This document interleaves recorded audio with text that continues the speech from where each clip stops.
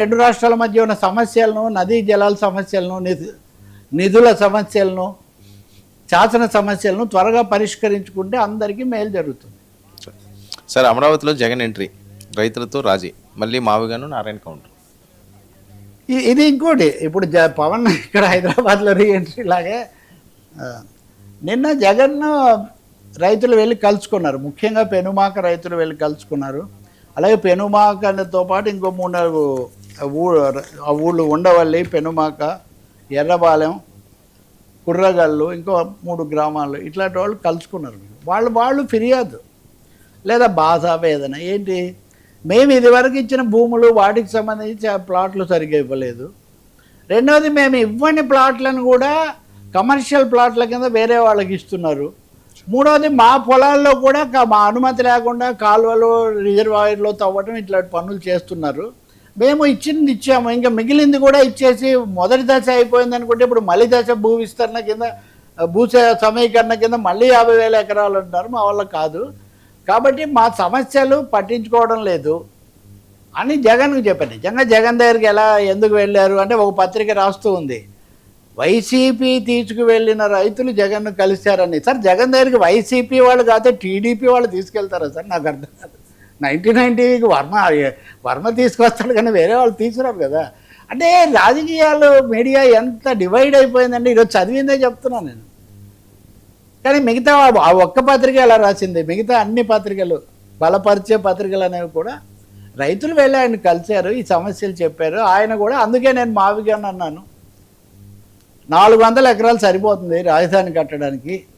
మావిగన్లో మిగిలిన భూమి అంతా ఉంటుంది కాబట్టి, మొదటి విడతలో సేకరించిన 30,000-50,000 ఎకరాలు ఉంటాయి కాబట్టి, అలాగే విమానాశ్రయం గన్నవరంలో ఉంది, పెద్ద రైల్వే స్టేషన్ ఉంది కాబట్టి ప్రాథమిక సదుపాయాలన్నీ ఉన్నాయి. అప్పుడు రైతుల భూములు అవసరమైతే మేము వెనక్కి ఇచ్చేస్తాం. అంటే మొదటిసారి ఈ మధ్యకాలంలో జగన్ రైతులతో ముఖాముఖి మాట్లాడడం. ఆయన ముఖ్యమంత్రిగా ఉన్నప్పుడే మాట్లాడి ఉంటే బహుశా సమస్యలు ఇంతదాకా వచ్చేవి కాదేమో. కాబట్టి మీ భూములు రైతులకు నచ్చిన పనే చేస్తాను, ఇది మొదటిసారి అమరావతి ప్రాంతంలో రైతులకు నచ్చిన పనే నేను చేస్తాను. మేము రాగానే, ఇప్పుడైతే ఏం పరిష్కారం కాదు, ఇప్పుడు మేము లీగల్ పోరాటం వరకు మీకు సహకరిస్తాము, మా లీగల్ టీం కూడా సహకరిస్తుంది, కానీ భవిష్యత్తులో మటుకు మేము వచ్చిన తర్వాత అవసరమైతే మీ భూములు మీకు ఇచ్చేస్తాం, న్యాయం చేస్తాం అని ఆయన ఏవో చెప్పారు. అయితే రైతుల సమస్యలు, నిజమైన సమస్యలు వాళ్ళు చెప్పారు. కొన్ని వెంటనే ఈరోజు నారాయణ గారు మళ్ళీ వెంటనే మావిగానే దీనికి సొల్యూషన్ అని జగన్ అన్నారు. మిగతా వాళ్ళు మాకు అప్పుడు అంతగా అర్థం కాలేదండి అని వీళ్ళు అన్నారని వాళ్ళు చెప్తున్నారు. వాళ్ళ సమస్యలు కూడా వాళ్ళు చెప్తున్నారు. దీనికి ఒకటేనండి, మీతో నేను చాలాసార్లు చెప్పాను, మీరు అన్ని పార్టీలతో కూర్చోబెట్టి, రైతులతో కూడా కూర్చోబెట్టి ఒక సమగ్రమైన శ్వేతపత్రం, మా భవిష్యత్ ప్రణాళిక ఇలా ఉంటుందనేది విడుదల చేస్తే ఈ సమస్య చాలా సాల్వ్ అవుతుంది. ఇప్పుడు జగన్ లేదా వైసీపీ తీసుకొచ్చిన ఈ రీఎంట్రీలో ఒక సమస్య ఉంది. భూములు, రోడ్లు, దానికి రేట్లు పెరగడాలు, పెరగకపోవడాలు, ఇది ఆలస్యం అవుతున్న కొద్దీ ఇప్పుడు వాళ్ళు అంటున్నారు, మేము ఇచ్చి 12 ఏళ్ళు అయింది, 13వ ఏడు ఇప్పుడు, ఇప్పటికీ మాకేం మార్గం దొరకడం లేదు. సో రైతుల్లో ఒక ఆలోచన వస్తుంది కదా, ఇది ఎన్ని రోజులకు అభివృద్ధి అవుతుంది. పొద్దున్న నారాయణ గారు అందుకే సమాధానాలు చెప్తున్నారు. ఈ మునక గురించి కూడా జగన్ చెప్తున్నారు. మళ్ళీ మొన్న కవిత మాట్లాడినట్లు మీరు అన్న తరహాలో అమరావతిలో మీరు నీళ్లు తోడుకోండి, ఇక్కడికి ఎందుకు, ఇటువంటివి మాట్లాడుతున్నారు. నారాయణ ఏమంటున్నారు, నిజమే కొండవీటి వాగిది, కృష్ణా కాలువది, వీటన్నిటికీ మేము సొల్యూషన్స్ చూస్తున్నామని. నీళ్ళు సమస్య లేదని చెప్పడం లేదు, కానీ నీళ్ళ వరద ముంపుకు మేము తగిన చర్యలు తీసుకుంటున్నామని ప్రభుత్వం చెప్తూ ఉంది. ఇంకొకటేమో భూములు, ఆయన ఒక మాట అన్నారు కీలకమైంది, అభివృద్ధి అనేది ఒకరోజు కాదు, జరుగుతూనే ఉంటుంది.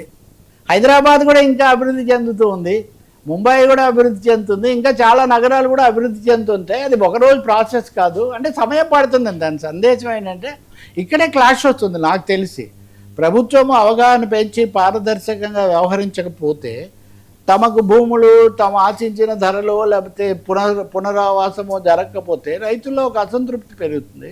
ఇప్పుడు మెల్లగా మరి వైసీపీ నేరుగా, మరి జగన్ నేరుగా రైతుల్లోకి వెళ్ళి మాట్లాడతారా లేదా మనకు తెలియదు, కానీ ఆయన మటుకు మావిగన్ మళ్ళీ నారాయణ చెప్పడం అదైతే జరుగుతుంది. ఇదొక నెక్స్ట్ స్టేజ్. మొత్తం మీద సూటిగా వెళ్ళి మాట్లాడడం అన్నది, కోర్టులో కేసులు కూడా వేస్తూ ఉంటున్నారు, మళ్ళీ లీగల్ హర్డిల్స్ కూడా పెరుగుతాయి. కాబట్టి ప్రభుత్వం వేగంగా కనీసం 400 ఎకరాల్లో రాజధాని వస్తుందని నేను అనుకోవట్లేదు. కానీ ఆయన అనేది ఏంటంటే అంతా రాజధానే కదా అని. మావిగన్ మీద నా అభిప్రాయాలు మేము చాలాసార్లు చెప్పాము. మావిగన్ ఒక ఊహాజనితంగా అది ఊహాజనితం అని జగన్ అంటున్నారు, ఇది ఈయన ఊహాజనితం. కానీ అందరూ కలిసి ఒక రాజధాని దిశలో నడవాల్సిన అవసరం ఉంది. అది ఇలా అయితే 30 ఏళ్ళకు కూడా రాజధాని రాదు. ఆయన మాట చంద్రబాబు చెప్పే ప్రకారం 30 ఏళ్ళకు కూడా రాజధాని రాదు, అందులో 5 ఏళ్ళు ఈయన ఖాతాలకు పోతాయి. సో ఇప్పుడు రాజధాని రావాలంటే రాజకీయ పార్టీలు ఏం చేస్తాయి? రైతులతో ఏం మాట్లాడతాయి? ప్రణాళిక ఏం వేస్తాయి? కేంద్రం ఏం చేస్తుంది?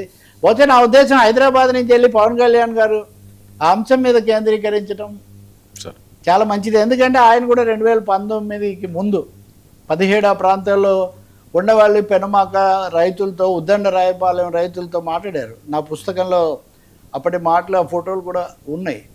కాబట్టి పవన్, జగన్, బాబు, కమ్యూనిస్టులు, కాంగ్రెస్ అందరు కూర్చొని ఒక్కసారి మళ్ళీ మాట్లాడితే మటుకు చాలా మంచిది. తెలుగు ప్రజలు ఎవరెక్కడైనా ఉండొచ్చు. షర్మిల గారు తెలంగాణలో పార్టీ పెట్టారు, ఇప్పుడు వెళ్ళి ఆంధ్రప్రదేశ్కి అయ్యారు, ఏమి సమస్య లేదు కదా. కాబట్టి అదేం లేదు. సార్ నోరు అదుపులో ఉండాలని చంద్రబాబు ఎమ్మెల్యేలకు వార్నింగ్. వెన్నుపోటు వర్సెస్ క్యాంపెయిన్. ఈ వెన్ను